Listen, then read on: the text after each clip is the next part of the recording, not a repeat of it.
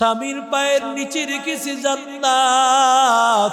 আল্লাহর কাছে বলি, ও আল্লাহ, আমার স্বামীকে দিনদার বানাও। আয় আল্লাহ, কোরআনের মালা আমার স্বামীর গলায় পরায়া দাও।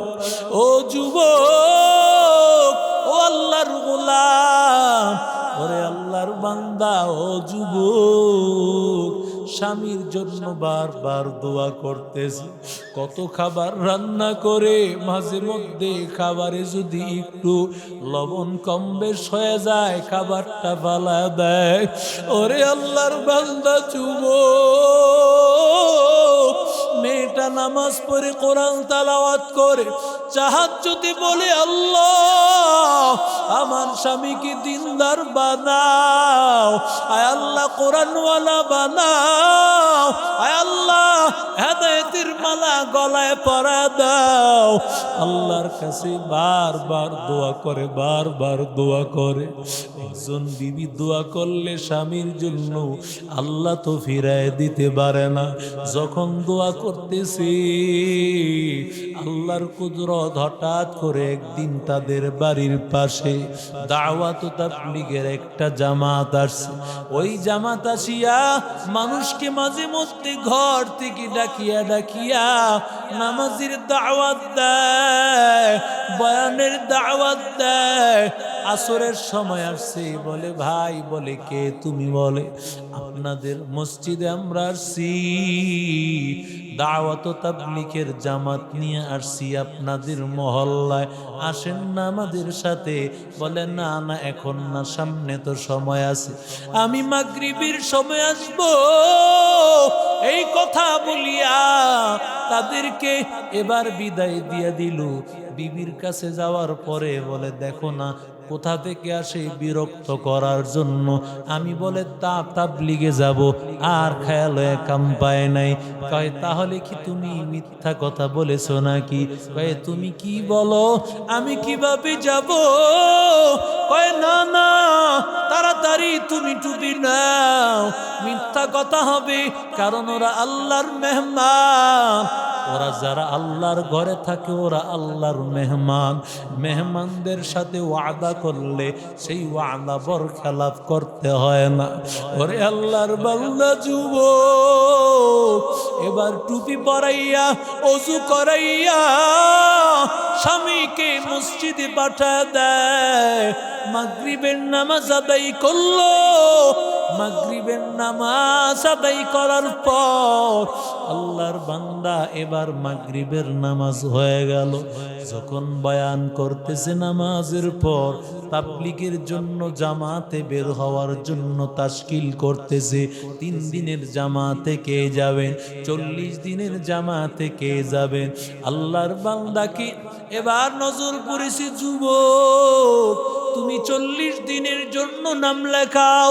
যুবক ডাক দিয়া বলে, না না, আমি তো 3 দিনের জন্য, বিবাহের সময় আমার বস আমাকে ছুটি দিয়েছে মাত্র 3 দিনের জন্য। 40 দিনের কথা শুনলে আমাকে ছুটি দিতে চাইবে না। এবার তাবলীগের লোকেরা বলে, ছুটিটাই যদি তোমার বড় ব্যাপার হয়, তাহলে তুমি একটু অপেক্ষা করো, দায়িত্ব আমাদের। আল্লাহর বান্দা মনে মনে চিন্তা করেছেন, 40 দিনের ছুটি চাইলে বুঝি ছুটি পাওয়া যাবে না। আল্লাহর বান্দারা পরের দিন অফিসের মধ্যে হাজির। আল্লাহর বান্দা দেখিয়া বড় অবাক। পরে আপনারা বলে, হ্যাঁ। বলে, তোমার বস কোথায়? বলে, বস থাকে উপরের তালায়, 2য় তালায় থাকে। বসের সামনে গিয়া হাজির, সালাম কালাম হইল। বলে, আমরা আল্লাহ তাআলার কাজের জন্য আমরা আসছি, আমরা দাওয়াত ও তাবলীগের মেহনত নিয়ে আসছি, চলেন না বস, আপনি আমাদের সাথে চলবেন, দাওয়াত ও তাবলীগে একটা চিল্লা লাগাবেন। আল্লাহর বান্দা ডাক দিয়া বলে, না না, বিশাল কোম্পানির বস আমি, আমারও দিনই অনেকে কাজ করে, আমি যদি না থাকি তাহলে এগুলো দেখাশোনা করার মতো কেউ থাকবে না। আল্লাহর বান্দা এবার ডাক দিয়া বলে, ও আল্লাহর বান্দা অফিসার, তাহলে আপনার নিচের পুষ্টের যিনি আছেন তাকে পাঠান। বলে হ্যাঁ হ্যাঁ, তাকে নিয়ে যাও। আল্লাহু আকবার বলেন। ছুটি মঞ্জুর হয়ে গেল, সাইন হয়ে গেল। এবার আল্লাহর বান্দা দাওয়াত তাবলীগি চলে গেল। চলে যাওয়ার আগে বিবির কাছে হাজির। ও বিবি, 2 বছর তুমি দোয়া করেছো বিবি, আল্লাহ যেন হেদায়েত দেয়। আল্লাহ তাআলা তোমার দোয়া কবুল করেছে। তাড়াতাড়ি আমার গাড়িটা বাঁধিয়া দাও, তাড়াতাড়ি গাড়ি বাঁধিয়া দাও, আমি আল্লাহ তাআলার কাজের জন্য যাব। গাড়ি বাঁধিয়া দিল, আর আল্লাহর কাছে বলতেছে, আল্লাহ আল্লাহ তুমি বুঝি দোয়া কবুল করেছো। এবার দাওয়াত তাবলীগে যাওয়ার পর প্রথম 18 দিন পর্যন্ত আল্লাহর বান্দাকে খেদমতের দায়িত্ব দেওয়া হয় নাই। খাবার দাবার রান্না করার জন্য কিছু মানুষ দায়িত্ব নেয়, কিন্তু আল্লাহর বান্দাকে প্রথম 18 দিন পর্যন্ত খেদমতের দায়িত্ব দেয় নাই। 18 দিন পরে যখন আল্লাহর বান্দার দায়িত্ব আসছে, দায়িত্ব আসার পর আল্লাহর বান্দা খাবার দাবার রান্না করতে গিয়া আল্লাহর বান্দা এক পর্যায়ে যখন লবণ দিবে, আল্লাহর বান্দা জানে না আমির সাহেব একবার লবণ দিছে, সেই খবর তার নাই।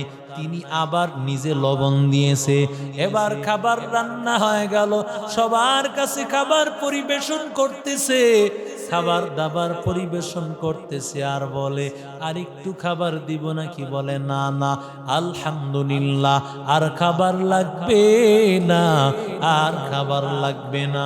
সবাইকে খাওয়ানোর পর আল্লাহর বান্দা নিজে যখন এবার খাবার নিয়ে বসে বলল, মুখের মধ্যে লুকমা দেওয়ার পর আল্লাহর বান্দা তাকাইয়া দেখতেছে খাবারের লুকমা মুখে নেওয়া যায় না, এত লবণ। এই আল্লাহর বান্দা এই হালত দেখিয়া আও মাও করিয়া কান্না করে। আমির সাহেব ডাক দিয়া বলে, বাবা তুমি এইভাবে কেন কান্না করতেছো? আল্লাহর বান্দা ডাক দিয়া বলে, আমির সাহেব আমি 2 বছর আমার বিবিরে কত কষ্ট দিয়েছি, অথচ এত লবণাক্ত করে ফেলার পর কেউ কিছু বলে নাই। আমি জানি না এই তাবলীগ থেকে যাওয়ার পরে আমি আমার বিবির কাছে মাপ চাইতে পারবো কিনা। ওরে আল্লাহর বান্দা যুবক, ও আল্লাহর গোলাম, ও আল্লাহর বান্দা, কারণ যেই বিবি তোমার ঘরে আসছে একটু চিন্তা করো বাবা, ওই বিবিটা ছিল কোন আল্লাহর বান্দার কল্লা, কোন আল্লাহর বান্দার কল্লা। ওই মেয়েটাকে মা বাবা সুন্দর করে লালন করার পর মেয়েটাকে সুন্দরভাবে আল্লাহর বান্দাকে পড়ালেখা করাইয়া তোমার ছেলে মেয়ের ভবিষ্যতের জন্য ওকে এত শিক্ষিত করেছে। এই শিক্ষিত হওয়ার পর আল্লাহর বান্দি মেয়েটা সে কিন্তু বাবার বাড়ির কাউকে পড়াবে না, পড়াবে তোমার ছেলে মেয়েকে। ওরে আল্লাহর বান্দা একটু চিন্তা করো, তোমার ঘরের মধ্যে কত কত কাজ করতে হয়, যেই কাজগুলো করতে একজন বান্দা লোক যদি তুমি রাখো 7-8 হাজার টাকা লাগবে, কিন্তু তোমার বিবি ওই কাজগুলো কিন্তু ফ্রি সার্ভিসে করতেছে। তোমার বাচ্চা লালন পালন করার জন্য তোমার কাছ থেকে একটা পয়সাও নেয় না, তোমার বাচ্চাগুলোকে পড়ায় একটা পয়সাও তোমার কাছ থেকে নেয় না। ওরে আল্লাহর বান্দা যুবক, ও ও আল্লাহর গোলাম, ওই মেয়েটাকে কষ্ট দিও না, ওই মেয়েটাকে কষ্ট দিও না। ও আল্লাহর বান্দা, এবার যখন আল্লাহর বান্দা আসছে, আল্লাহর বান্দা চিল্লা শেষ করার পর বাড়িতে যখন হাজির, আর বলে বিবি মাফ করে দিও, তোমাকে কত কষ্ট দিয়েছি। বলে না না স্বামী আমার, তুমি যে পরিবর্তন হয়েছো এতেই আমি খুশি, আমার মনে আর কোনো কষ্ট নাই। ওরে আল্লাহর বান্দা, ও যুবক, এই জন্য মেয়েটাকে আল্লাহর বান্দা মহিলা মাদ্রাসায় পড়াও। তুমি বিবাহ করেছো একটা মেয়ে, কোরআন জানে না, ওকে কোরআন পড়ানোর জন্য পাঠায় দাও। ওরে আল্লাহর বান্দা, ও কিছু কোরআন পড়ুক, কিছু দিনের মাসালা মাসাইল গুলো শিখে যাক।